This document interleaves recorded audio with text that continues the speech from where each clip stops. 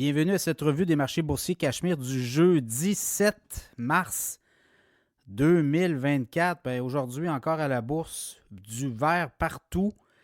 Jérôme Powell, le grand patron de la Fed, se faisait interroger là, pour une deuxième journée consécutive au Congrès américain. Et là, encore une fois, on a sorti l'artillerie lourde, c'est-à-dire qu'on a évoqué des baisses de taux. Éventuellement, on disait qu'on pourrait commencer à baisser les taux et l'assurance que l'inflation est sous contrôle. Clairement, on dit que ça pourrait aller assez rapidement. On n'a pas évoqué de date, là, mais quand même, les analystes, les prévisionnistes qui suivent ça, parlent plutôt là, de juin 2024 comme étant possible et on anticiperait 4 baisses de taux aux États-Unis en 2024. Donc, voyez-vous, là, ça a donné des munitions et ça a fait en sorte que les marchés boursiers sont partis dans le vert de façon importante.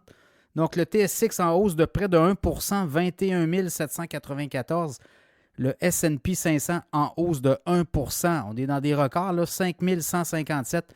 Le Dow Jones en hausse de 0,3%, 38 791. Le Nasdaq en hausse de 1,5%, 16 273 points. Le pétrole a baissé de 20 cents le baril de pétrole à 78,93 US référence WTI. Le Bitcoin continue son ascension. 68 365. Donc ça, c'est du jamais vu. Là. On est allé, on a dépassé les 68 200. Donc on est en haut de l'objectif et on continue. 68 365 au moment où je vous parle. L'once d'or aussi, on a monté de 7 à 2165,20. Beaucoup de résultats financiers aujourd'hui. Là, je regarde vite. Nvidia a continué en hausse de 4,5 % son ascension. Broadcom également 4,2 %. Intel 3,6 % de hausse. Qualcomm 4,6 %. Warner Bros 3,9 % de hausse.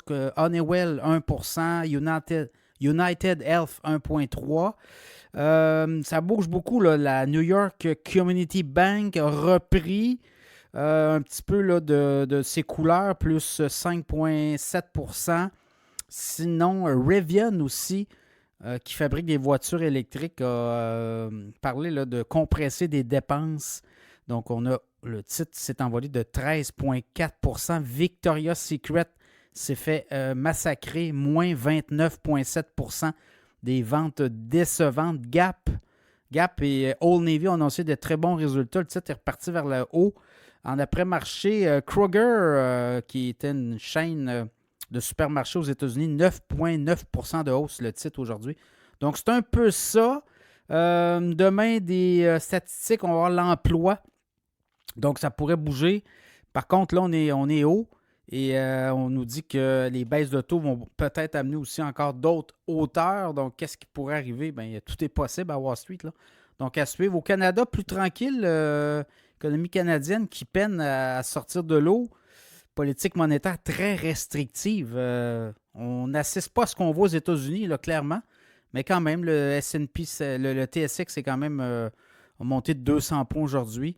Notamment le pétrole, oui, mais l'or, les ressources, les matières premières prennent le relais là, au Canada. Donc, à suivre. Demain est un autre jour, mais beaucoup encore de résultats financiers et de données, notamment sur l'emploi.